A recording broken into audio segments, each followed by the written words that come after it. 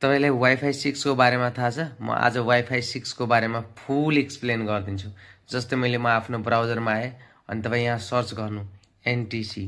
मैले एनटीसी भनेर सर्च गरेँ अनि क्लिक गरेँ। यहाँ क्लिक गरिसकेपछि यहाँ पहिलो लिङ्क हेर्न सक्नुहुन्छ ntc.net.np। तपाईँ यहाँ क्लिक गर्नुहोस्। अब यहाँ क्लिक गरिसकेपछि तपाईँको फर्स्ट टाइम आउँछ एउटा पपअप आयो। यहाँ के लेखेको छ? The wait is over now, WiFi 6 is here. अनि त्यसपछि यहाँ नो मोरमा लेखेको छ नि, नो मोरमा क्लिक गर्नुहुन्छ भने फुल डिटेल तपाईँ हेर्न सक्नुहुन्छ।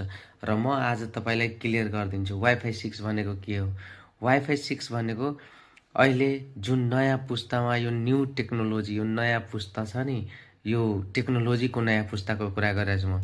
त्यसमा यो वाइफाई 6 भनेको हाम्रो नेपालको लागि यो न्यू पुस्तामा अलि अपग्रेड भएर आएको। बुझ्नुभयो? त्यो डुअल ब्यान्ड हुन्छ नि राउटर, अब चाहिँ ट्राई ब्यान्डवाला पाउनुहुन्छ 2.4, त्यसपछि 5 र त्यसपछि यो 6 वाला हो। यसमा तपाईँले के पाउनुहुन्छ? यसमा स्टेबिलिटी एकदम राम्रो पाउनुहुन्छ। तपाईँको 10x स्पिड बढेर जान्छ।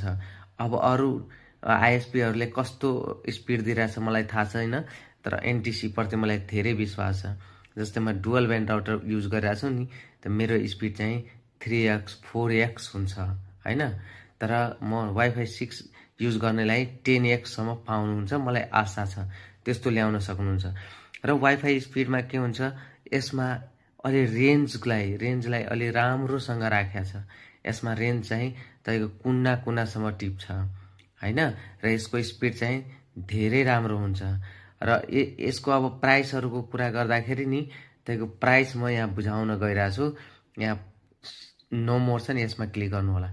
यो प्राइस चाहिँ अब म राम्रोसँग बुझाइदिरहेको छु।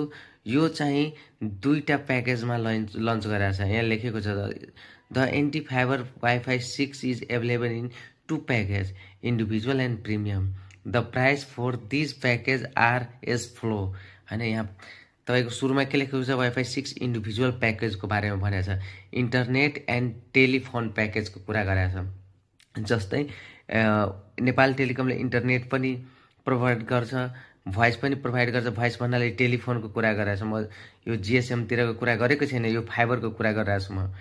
अनि त्यसपछि के हुन्छ, एउटा टिभी पनि प्रोभाइड गर्छ। यो 3वटा चाहिँ प्रोभाइड गराउँछ हैन, यो एफटिटिएसबाट, एफटिटिएसको थ्रुबाट। त यहाँ चाहिँ इन्टरनेट एन्ड टेलिफोनको कुरा गरिरहेको छु। यहाँ 100 MBPS लेखेको छ प्याकेजमा।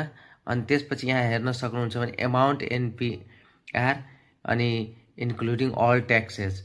यो नेपाल टेलिकमको एउटा मलाई के ठिक लाग्छ,